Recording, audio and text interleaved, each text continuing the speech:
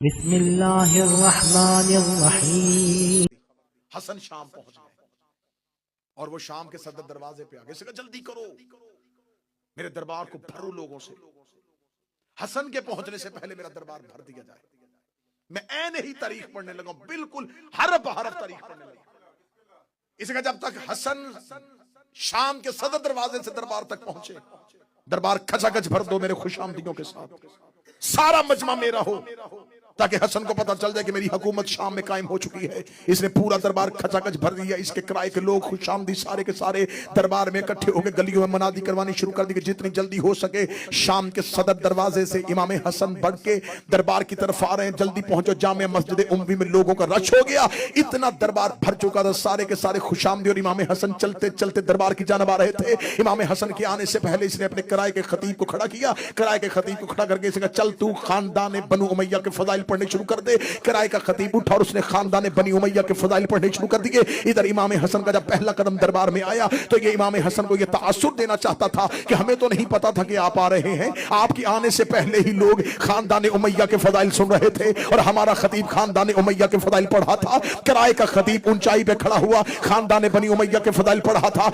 इमाम हसन दरबार में आके खड़े हुए। लोगों ने तीखी नजरों से हसन की तरफ देखा और इमाम हसन की तरफ कोई तवज्जो न की। किसी ने इमाम हसन को कुर्सी न दी, किसी ने इमाम हसन के लिए रास्ता न छोड़ा। सारे खानदान बनी उमैया के फजाइल उठ उठ के दाद दे रहे थे। तहसीन की आवाजें आ रही थी, वाह वाह मरहबा की सदाएं आ रही थी। इमाम हसन ने जब वो किराए का खतीब बैठ गया, इमाम हसन चलते चलते उस मकाम पे आए जहां पर माविया बिन अबू सुफियान बैठा हुआ था। इसने उठ के अपनी अबा को ठीक किया और ठीक लगे गए, ए अबू तालिब का बेटा, ए अबू तुराब का बेटा, ए अली का बेटा, आप कब आए मेरे दरबार में? मैंने तो आपको आते हुए नहीं देखा, आप कब पहुंचे हैं? इमाम हसन ने कहते मैं उसी वक्त पहुंच गया था जब तेरे किराए का खतीब तेरे खानदान के फजाइल पढ़ा था। ये मुस्कुरा के लगा, सुन लिए आपने मेरे खानदान के फजाइल। इमाम हसन ने ऊंचाई पे खड़े होकर पूरे शाम के जामिया मस्जिद उम्वी के खचाखच मजमे में कहा, ए माविया बिन अबू सुफियान, मैं हसन इब्ने अली अपनी मां ज़हरा से लेके हव्वा तक और अपने बाप अली से लेके आदम तक एक एक का नाम और किरदार पढ़ता हूं और ऊंची आवाज में पढ़ूंगा। अगर तुम में जुर्रत है मेरे कान में आके अपनी मां का किरदार सुन।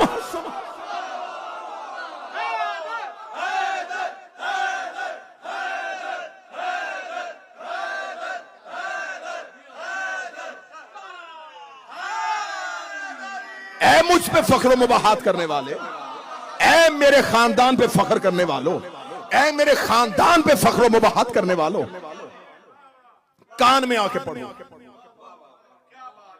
दरबार में सन्नाटा तारी हुआ, खामोशी तारी हुई। खामोशी का तारी होना था। इमाम हसन ने यूं मजमे की तरफ देखा। पहला ही जुमला इतना सख्त था, लोगों ने कहा ये कौन है जिसने दमिश्क के हाकिम को इतना बड़ा जुमला कह दिया?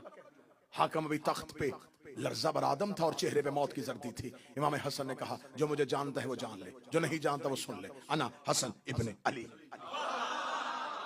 मैं हसन अली का बेटा हूं, मैं अबू तालिब का बेटा हूं, मैं जुर्रियत इब्राहिम हूं, मैं नस्ल इस्माइल हूं, मैं शजरा तैयबा का समर हूं, मैं फर्जंद इब्राहिम हूं, मैं फर्जंद इस्माइल हूं, मैं सफा का बेटा हूं, मैं मरवा का बेटा हूं। इतना कहते कहते इमाम हसन के जुबान से जुमला निकला, मैं चाहूं तो इराक को शाम कर दो, मैं चाहूं तो इराक को शाम कर दो, मैं चाहूं तो दिन को रात कर दो, मैं चाहूं तो रात को दिन कर दो। पीछे से बंदा मजमा चीरता हुआ आगे बढ़ा और आगे बढ़ के लगा, मा अकाला हक का हाफिज, तू वो क्यों कह रहा है जो तू कर ही नहीं सकता? इमाम हसन ने तीखी हुई नजरों से पीछे मुड़ के देखा, फरमाया शर्म नहीं आती औरत होके मर्दों में खड़ी, औरत होके मर्दों में खड़ी है। फौरन जिस्म के खदो खाल तब्दील हुए, हयत बदन तब्दील हुई। इनकलाब ईरान के बानी आगा खुमैनी ने एक तफसीर लिखी है कुरान की। उन्होंने अपनी कुरान की तफसीर में सूरह यासीन की इस आयत में इन्नमा अमरुहु इज़ अरादा शैअन यक़ूलु लहु कुन फयकून, इसकी तफसीर करते हुए उन्होंने कहा कि अल्लाह कहता है कि जब मैं किसी चीज का इरादा करता हूं, मैंने हवाला दिया है, आगा खुमैनी ने अपनी तफसीर में लिखा, उसने कहा जब खुदा किसी चीज का इरादा करता है तो खुदा कहता जब मैं इरादा करता हूं तो मैं कहता हूं हो जा तो वो हो जाती है।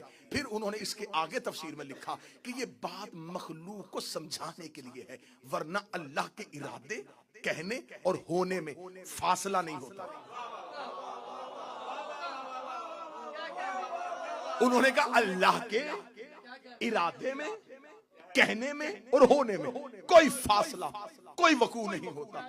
उसका इरादा ही उसका कहना है, उसका कहना ही उसका होना है, उसका इरादा ही उसका कहना है, उसका कहना ही उसका होना है। ये तफसीर हो गई कि अल्लाह का इरादा अल्लाह का कहना है, अल्लाह का होना है। मैं मर्जी के चौक में अपनी जुबान कटवाऊंगा।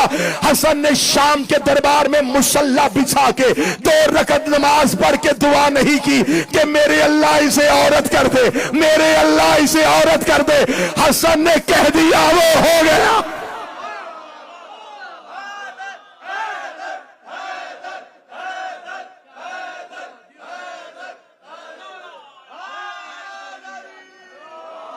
क्यों? इसलिए कि इमाम हसन इरादा इलाही है। हसन जमीन पर अल्लाह के इरादे का मजहर ताम है। ये तजल्ली परवरदिगार है। अल्लाह का कहना इनसे साबित है, क्योंकि ये दलील परवरदिगार है। कहा शर्म नहीं आती औरत होके? मर्दों, यहां तक आपको जाकिरी ने सुनाई है।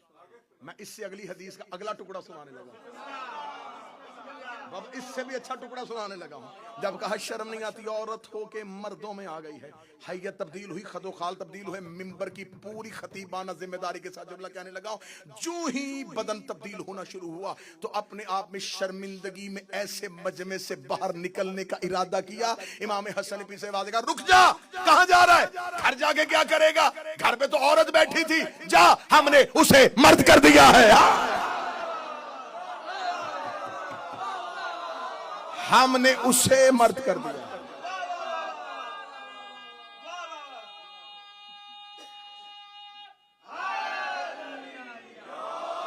आज से वो हाकम, तू महकूमा। आज से वो हाकम, तू महकूमा। इतना इमाम हसन का कहना था।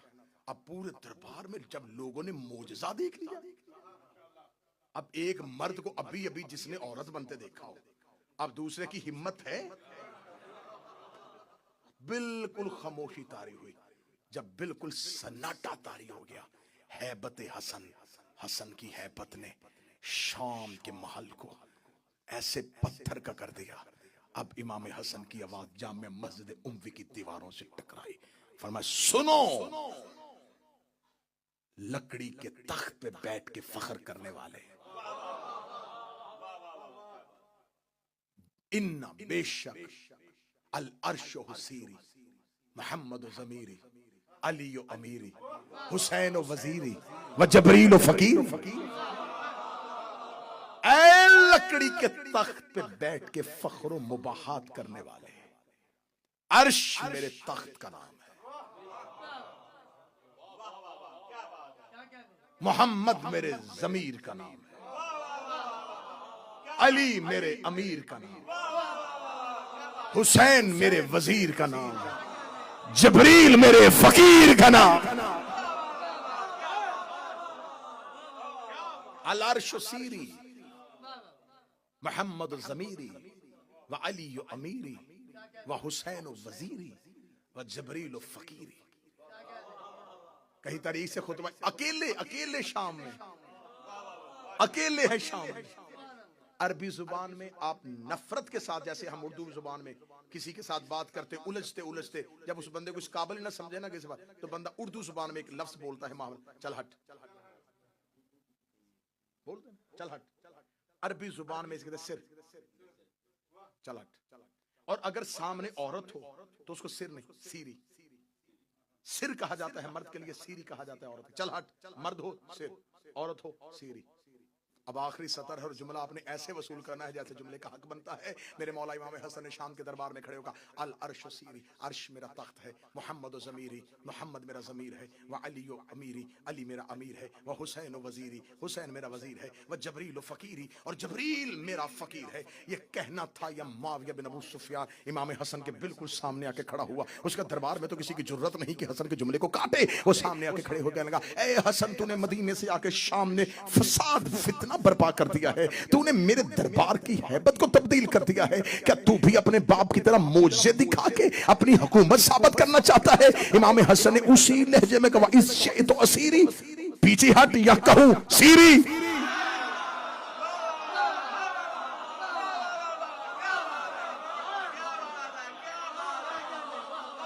पीछे हटेगा या तुझे भी कहूं सीरी।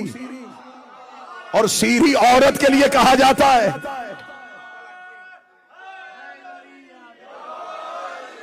रास्ता छोड़ या मैं कहूं सीरी। रास्ता छोड़ता है या तुझे कहूं सीरी। पूरी महफिल से इमाम हसन इस अंदाज से निकले और खड़े होकर कहा, खबरदार, मैंने तुझे कहा था कि अपने बाद अपने बेटे की वली अहदी की कोशिश न करना। अगर तुमने यजीद अपने बेटे को खलीफा बनाने की कोशिश की तो जान लेना मेरे भाई का नाम हुसैन है।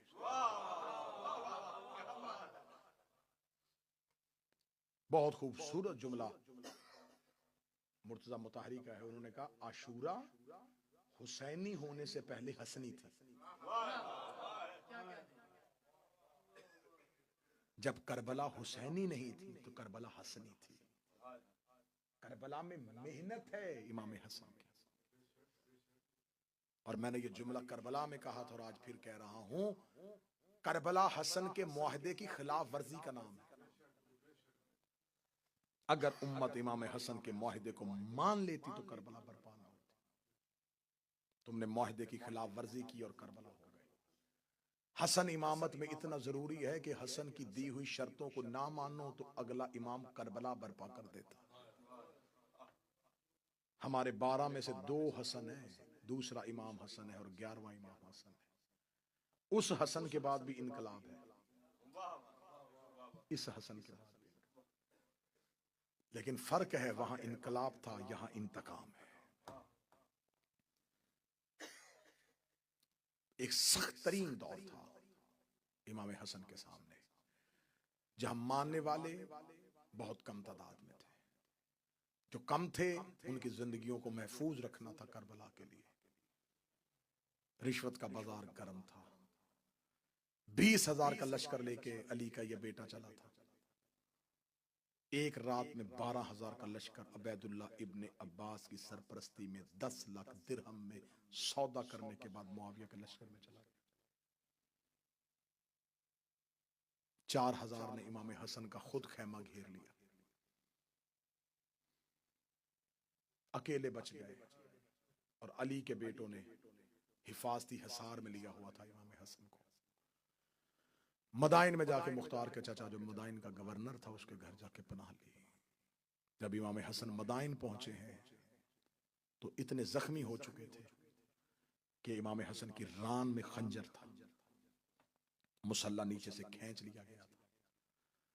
साथ देने वाले इमाम हसन को क्या कह के बुला रहे थे, अस्सलाम अलैका या मुज़ल्लिल मोमिनीन, ऐ मोमिनों को जलील करने वाले तुम पर हमारा सलाम।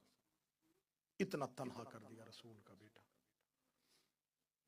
बहुत दफा जहर देने की कोशिश की लेकिन साबित ना हो सकी, कारगर ना हो सकी। फिर आखिरी जहर रूम से मंगवाई गई।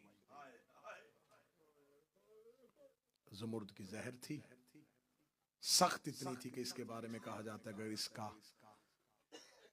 एक दिन का इस जहर का एक तालाब में फेंक दिया जाए तो उस तालाब के सारी मछलियां और आबी जानवर मर जाएं। अगर दूध देने वाले जानवर के सींग को लगा दिया जाए तो वो खून देना शुरू कर दे।